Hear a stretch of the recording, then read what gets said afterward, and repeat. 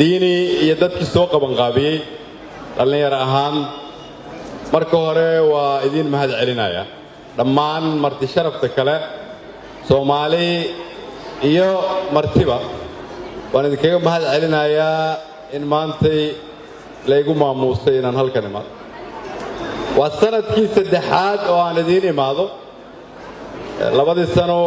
sanadkan ku jira halkan aan idinkugu imid sanadkii ka horreeyana meel kale sanad walbana dhalinyaradii way ka sii badan tahay intii way ka sii cod dheer tahay way ka sii farxad badan tahay waxay tusaale ka tahay rajada dalka uu leeyahay iyo horumarka aan tiigsanayno waa mahadsantihiin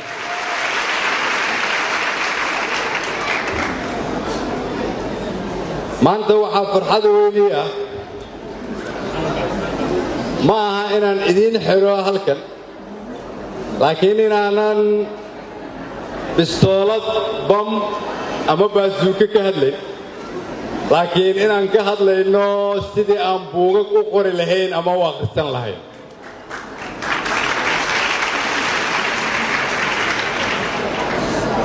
sababtoo ah waa sida keliya oo aan dhibka uga bixi karno qoraalka iyo akhriskuba waa dhaqanka lagu yaqaano ilbaxnimaduna waxay ka fog tahay xasaradaha iyo colaadaha haddii akhriska iyo qoraalku marka ay lafdhabar u yihiin taariikh wanaagsan iyo ilbaxnimo sidoo kale ay noqonayso meeshii nagu hoggaami lahayd inaan ka fogaanno xasaradaha iyo colaadaha waxaan aaminsanahay inaad ku taagan tihiin dariiq saxa maantay sida aan nahay dalkeennu meesha uu taagan yahay waa laga sheekayn doonaa mustaqbalka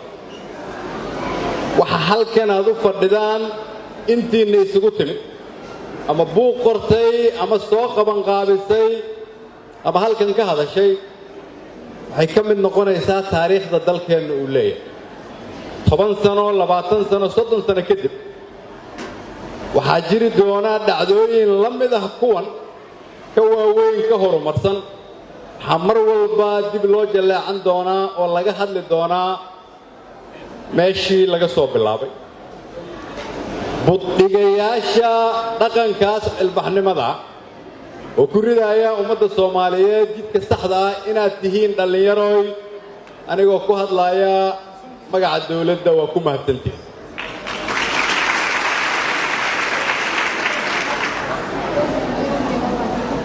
bandhigga noocan ah waxaa laga yaabaa inuu qofka ku soo dhaco inuu dalka ka caawinayo dhinac dhaqaale ama dhinac horumar ama isdhexgal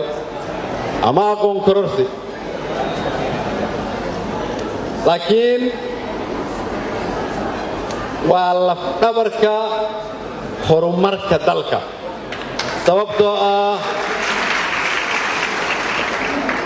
sababtoo ah sida keliya oo aan dunida kula tartami karno qarniga 21aad waa waxa ku qoran buugagta waa waxa ku qoran buugagta idinku aad qortaan dalkan dhaqankiisa taariikhdiisa fursadiisa mustaqbalkiisa iyo hamiga aan ka leenahay dawladnimada qofaan dalkan u dhalan ma sheegi karo qofaan marka uu wax ka qoraayo u damqanayn dalkiisana ma sheegi karto qofaan dalka mustaqbalka lahaynna ma sheegi karto in marka qoraayaasha dalka maanta ay yihiin dhalinyarada Soomaaliyeed taasina waxaan leeyahay waa rajo weyn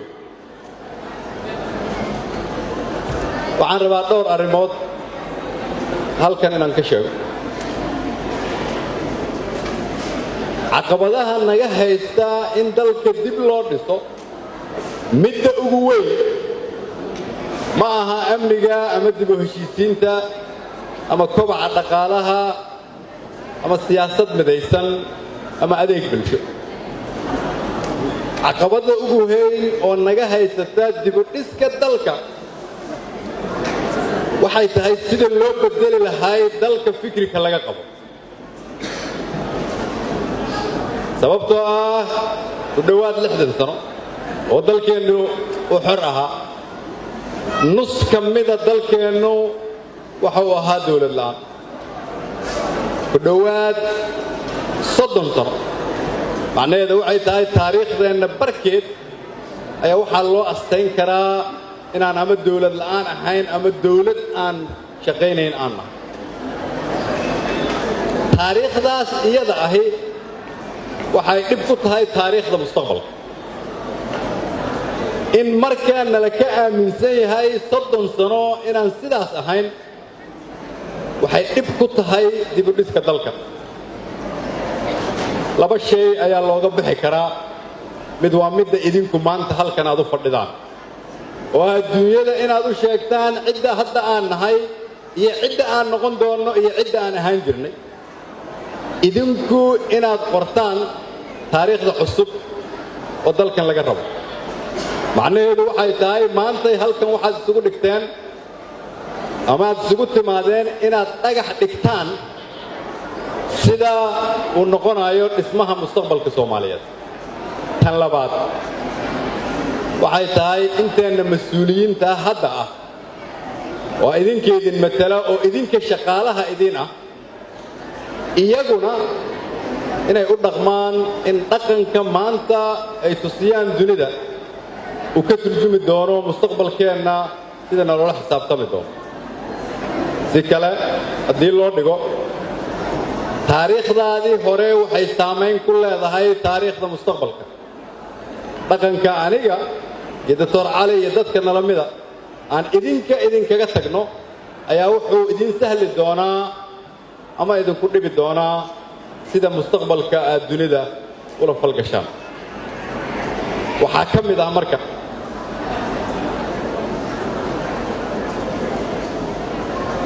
inaan aqbalno in haddii la rabo dalkan in la badbaadiyo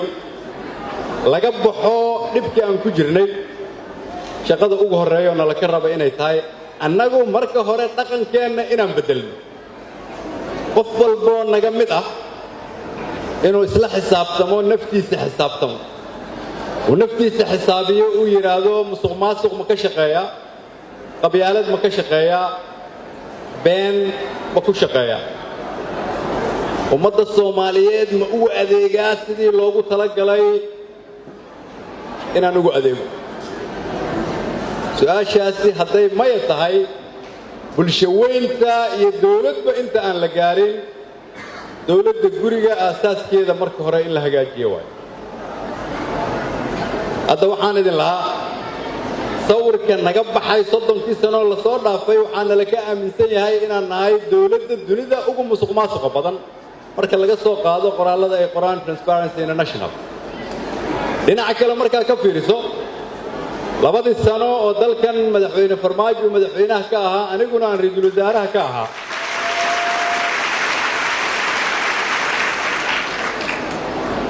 waxaa lagu guulaystay in 90% kharashka iyo dakhliga dawladda ka baxa ay u baxaan sida soo socota inay ka baxaan akoon dawladda oo ay ku dhacaan akoon qof mushaar la siiyey ama adeeg bixisay haddii marka la yiraahdo waxaa la xisaabin karaa wixii baxay iyo meesha ay ku baxeen 90% maadaama dakhligeenu uu yar yahay intiisa badanna lagu bixiyo mushaar waxay ahayd Transparency International inay soo qorto Soomaaliya waa dalka ugu musuqmaasuq yar Afrika ma soo qorayso sabab ay haystaan taariikhdii aan idinkaga sheekeeyey oo ah 30 sano la soo dhaafay waa cidda bedelaysa marka taariikhdaas waa wiilasha iyo gabdhaha halkan fadhiya waa milkiilayaasha dalka cidda la rabo dalkeeda inay badbaadiso waa idinka waxaa kaloo la rabaa dawlad waliba inay ku tashato xooggeeda annaga xoogga badan ugu badan oo aan leenahay وأنا من سنة هاي إنه يهاي في مستقبل كأنه حكتر لها وحوي هاي إن ويران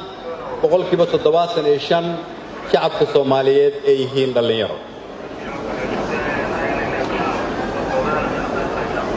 لما أذكرني كوي اللباتنات يبلغ وذكرني كوي اللباتنات وحابط تجد أن قندونا مستقبل كأي تاريخ ذا أمة الصوماليات ويلشى يقبلها الجوجة هل كان مانتا سيدا يقول ما معها أنيجا يدتور علي يدت كنا لميت كاسيدا أنا رقم والكم فرد إذن كو سيدا هذا رقمتان الديات الذين هم كوبا الديات كيف كرتاني أنا سكو قبيلنا هاي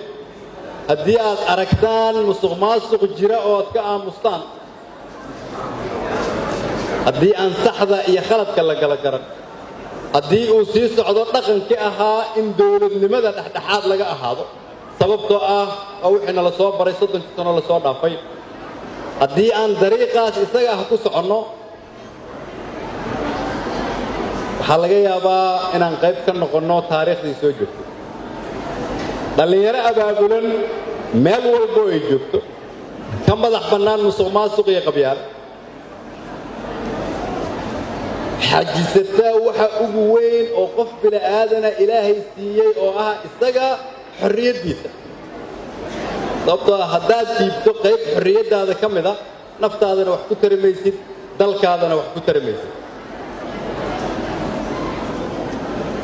هدي مركا دليل حرة مسكح عاصمات قبطة أن لقوا أذيجا لكن يجوا دلكوا ذو أذيجا حنلنا يرجوي سؤالها الإسويدين إنسان معهن هو سياسيين تيكو قران برها بالشدة وكوكو سليسان مسكح دين واتفكرتان وما حيصحي غلط وما حي تاريخ ظهوري تاريخ المستقبل يا دل كان وناكسن يا وناكسنين سيدابان دولة ولا ترتنا محان أنا قلت دل كي كترك كرا ربنا إن سيداس يلا دولة هذا جرتنا هي المستقبل وحال جربا إن السوق أديجيدي اللي يردوا يبغى نايا لا دسوا درامدا فورتيا لا سوق التياتر لا دسوا مكتبات لا دسوا مذهب في قرنك لا دسوا تالوينك التاريخ ذا يدا أيدين كجا عاوزوا إن الدلكي ندبوا بيسان على ذكو بشارين يا مركا إن قبل والبو أن تجنو أهمية أنسين دونا دلنا يردا عقلنا ذكو بشارين يا إن مكتبة ديني مذهب كيني يتياتر كيني تالوين كيني يدو لغوس علينا يسدي أي هاي واحد دول سارنان جرنا يدول سارنان دونان إنه يذكر دمان تهاي أسبوعيو إنه يصير دمادا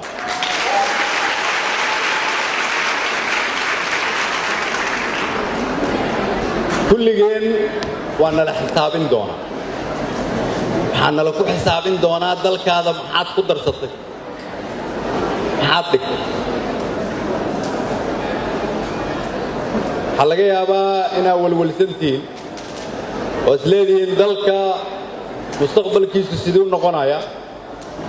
قف دلك مستقبل كيس السمين لها كما والولي كرم مستقبل كدلك عدة دلك مستقبل كيس السمين لهيد وإذنك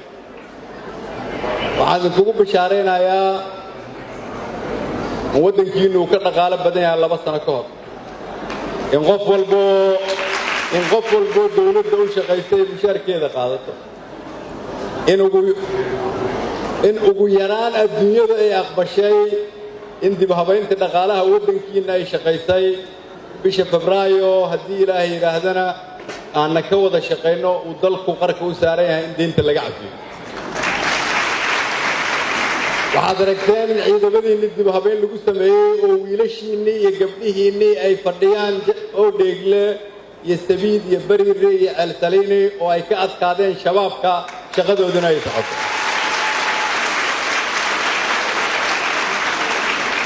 وحضرتان الدنيا دينا أقبل شيء لكن بدل العصب أو inaan madaxda Soomaaliyeed la iibsan karin haddii ay sidaas u malay jireen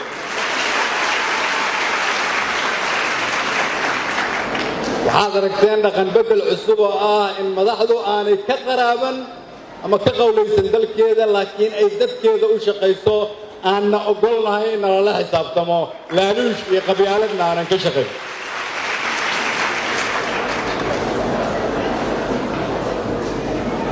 أنا أدوك فرحسنا هاي إن الصومالي هاي دولكي الصومالي هاي دتكي الصوماليين أفكي الصومالي هاي أنا ربع إن لسيح وجيو وحنا لبحر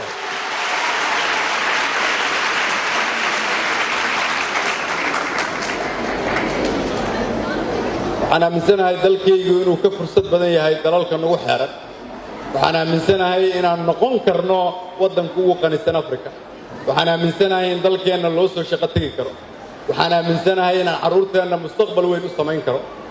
waxa kale oo aaminsanahay inay taas u dhacayso sababtoo ah 75% dadka dhulkeena ku nool waa dhalinyaro Soomaaliyeed oo raba dalkooda inuu hagaago mustaqbalna ay sameeyaan